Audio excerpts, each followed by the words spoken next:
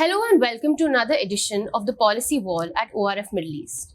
Today, we have with us Rajiv Shah, who is the president of the India Business and Professionals Group. Welcome, Rajiv. Thank you, Samriddhi, and thank you to ORF Middle East for getting us here to have a dialogue on something which is very, very important in the Indo-UAE relations. So it's a pleasure to be here. Right. So, getting right into it, we have seen that India and UAE have witnessed a remarkable deepening of their economic ties, especially after the CEPA. So, from your vantage point in the Indian business community, how has this growing strategic partnership translated into opportunities on ground for Indian professionals as well as Indian entrepreneurs? Correct.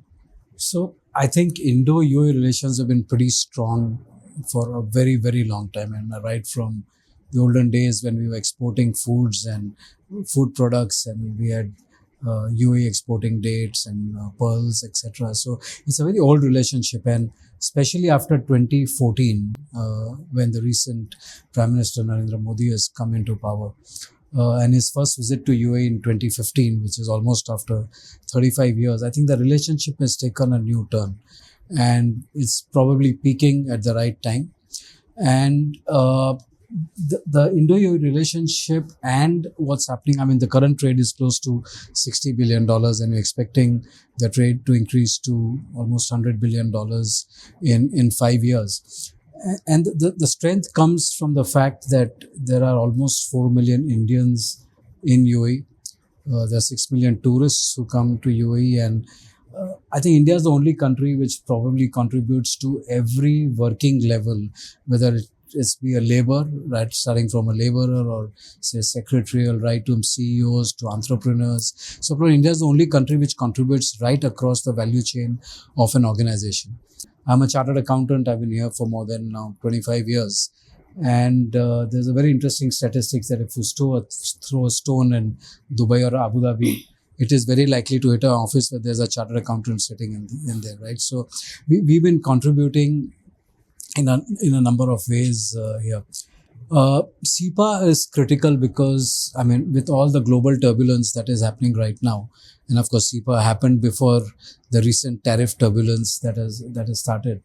So probably before time it was introduced, and it's very important to cut the custom barriers, the trade barriers. We need to provide greater access to industries for each other's countries. You know, it's very important to have an open trade policy, and that's where the global industry has led. And that's where I think Indo-UAE relations has played a very, very important role for Indian professionals, for Indian industries. So you have professionals, of course, cutting across healthcare, hospitality, finance, AI, fintech, F&B, and in representing Indian interests in the UAE. And we've played a very major, important role in the growth of UAE as well. So we've seen, I mean, our founding chairman, Mr. Mohan Jashanwal from IBPG, came here probably in the 1950s and set up the first shop in Abu Dhabi, Jashanwal store. I mean, right from that time, Indians have been contributing to UAE in its success, in its growth. So we played a very, very critical part. Of course, UAE has grown tremendously over the years, especially after oil was discovered.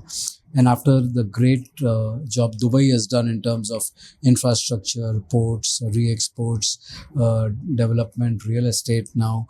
So Abu Dhabi and Dubai play a very complementary role that way. So Abu Dhabi leads oil-related growth and now manufacturing and renewable energy and all. And Dubai, of course, plays a very important role in terms of trade, in terms of exports, imports, re-exports for the Indian goods and services. UAE has also played such an important part now in the past few years in investments into India. So, of course, Sheikh Mohammed, the president of UAE, and Prime Minister Modi have had an agreement that $75 billion will be invested in India, and a significant amount of that has already been invested.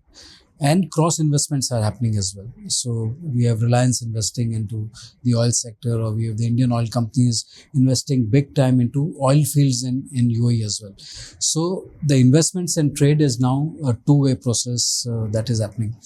India is the largest trading partner for UAE, which is non-oil. and contributing to almost 14% of UAE's exports. So we are, and probably UAE is the second largest in trading partner for India. So I think what is important is that both countries are contributing to each other's growth and success. And that's where the strength of the relationship comes from as well. So I think tariff uh, reductions, zero tariffs, zero custom duties as part of CEPA, the service sector growth in terms of IT, fintech, renewables. Now AI is playing such an important role, and Abu Dhabi, especially, IBPG is doing an event next month on how AI is changing the landscape. I I belong to the entertainment industry now. Of course, this president of IBPG is more voluntary work that we do. But I belong to the entertainment sector, and the amount of work that is happening on films in UAE, and especially Abu Dhabi 2454, what is happening? AI, the way integration of AI is happening. So all this is leading to a very strong relationship between the two countries. Right. So I think you did spell out how integrated Indian talent and Indian businesses are in the UAE economy. But I also want to know that if you feel that there is anything more that can be done to further ease the journey of Indian businesses, especially MSMEs, that are looking to expand or relocate to the UAE. True. So I think it's a very important question because SMEs and MSMEs play a very important role in any country's growth. If you look at UAE also, 90% of the companies are SMEs. If you look at India, or for that matter, China or any other big economy, 60 to 65% of GDP is contributed by SMEs. So SMEs provide employment, SMEs contribute to the GDP in a variety of ways that we cannot even fathom, right?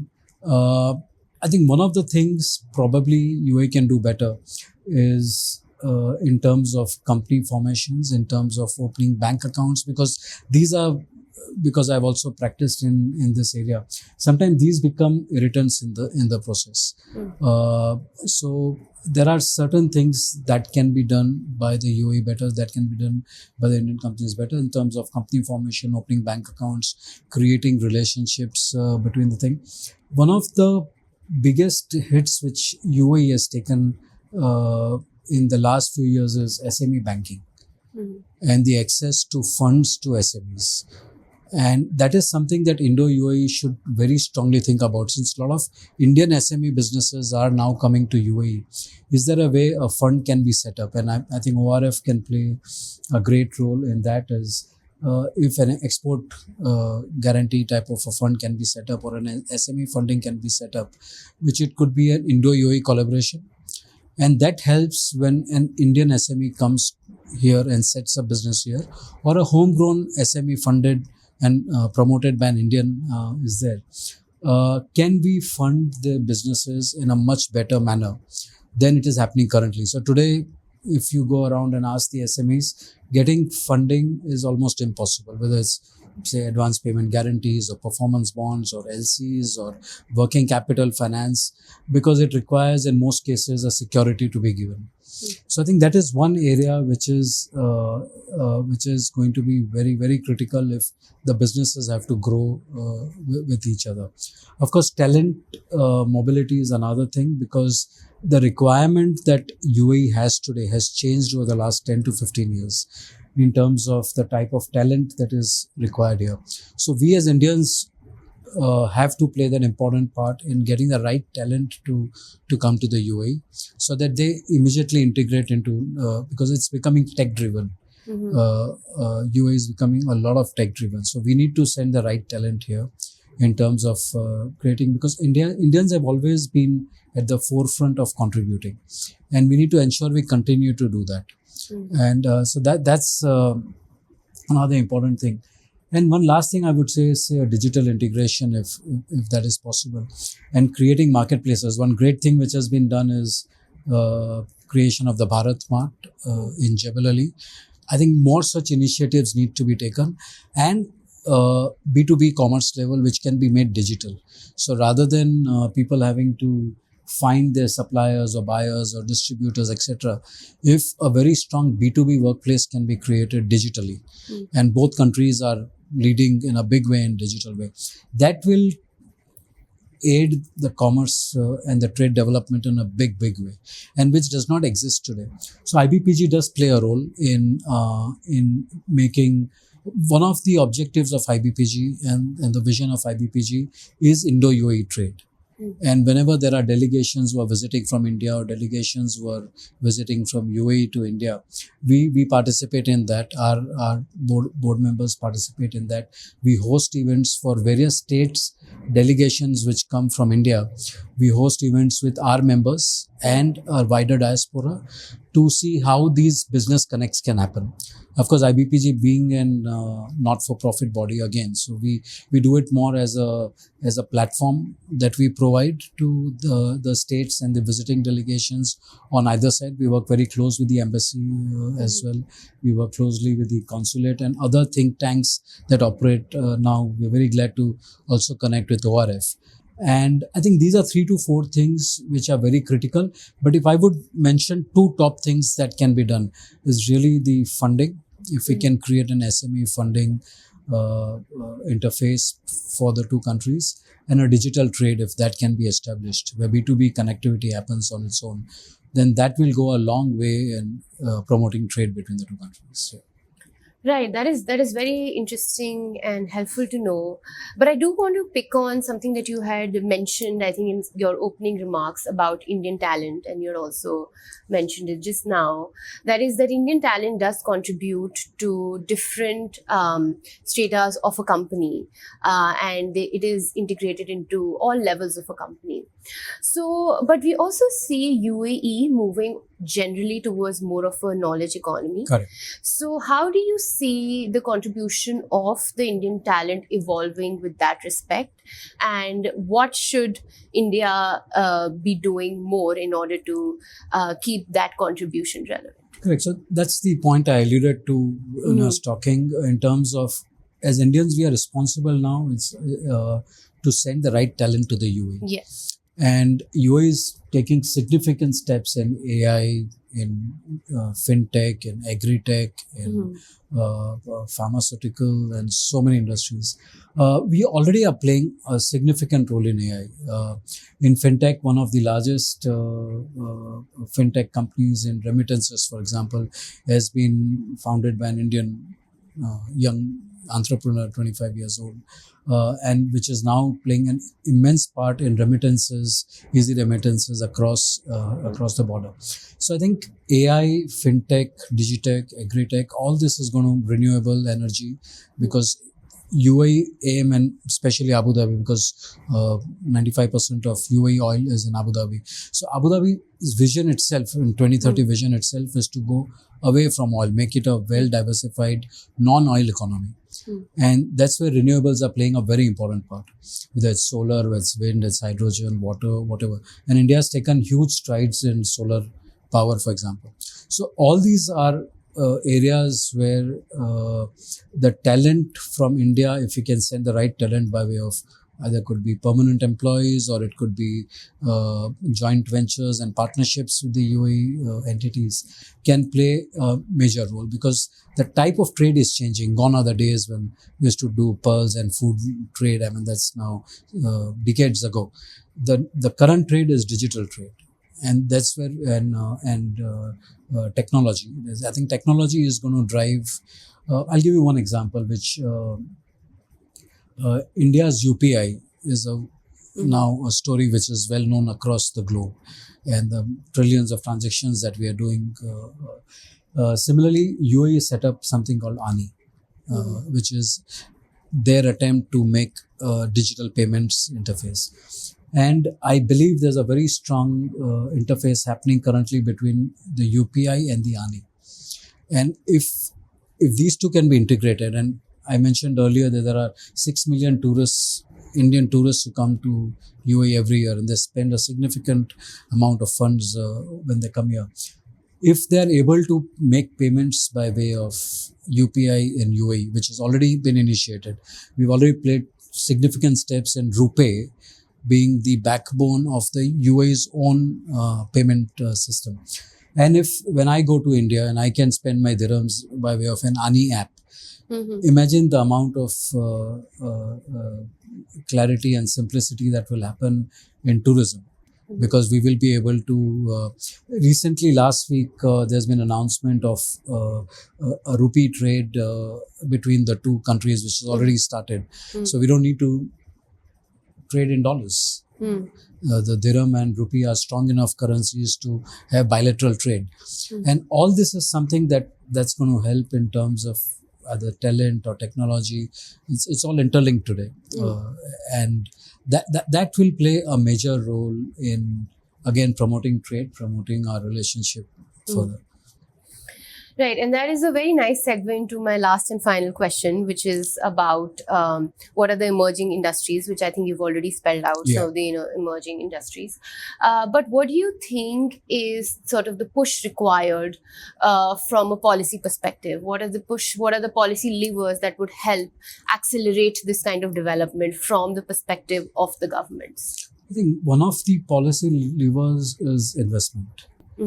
So already FDI in both countries is very high, but it needs to be further enhanced by confidence building measures, especially from the Indian side. UAE is an open economy. It is a capital account convertible economy. There are still certain UAE businessmen who may think that you can invest in India, but it's not easy to take money out because we're not still fully convertible on the capital account. Current account convertibility does exist in India.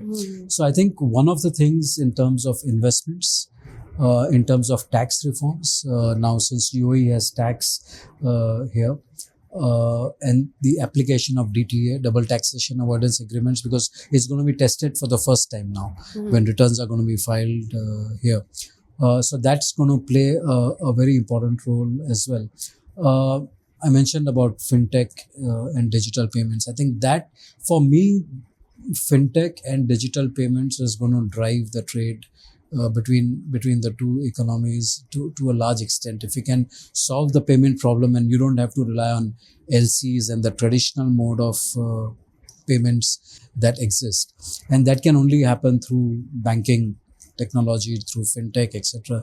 If that becomes easy, then you will see a lot more investment and a lot more trade. And UAE and India being at the way they are in terms of relations right now, it makes life very easy. CEPA, for example, has been signed in a record time, right? And that happens when the two leaders are aligned together, the interests of the countries are aligned, and which is the case at present. So I think another space is, I think, healthcare and health tech and pharmaceutical, where Indian medicines are still not available in the UAE. Correct. And same way UAE, and these are reciprocal arrangements. But if it's possible that we open up the pharma to each other, and you can imagine how we can bring down the cost of health, cost of medicines in UAE, because Indian medicines are cheaper as compared to other medicines. So that's one of the areas that we've also been working on as a think tank, how we can make that possible over a period of years. We've been thinking of that. And lastly, the creative economy, being from the entertainment field. I think that is one area where Arabs love Indian films, right? And at the same time, the cultures are not very different. Indian cultures and Arabic cultures, if you see at a deeper level, they are very similar. I think there's a huge opportunity available, and we are playing a role in that, in bringing Indian content here, Arabize it with AI, using LLMs, using various things. I mentioned about 2454, where Indian and global industry, but Indian film industries are getting a grant of between 35% to 50% if you make films in the UAE.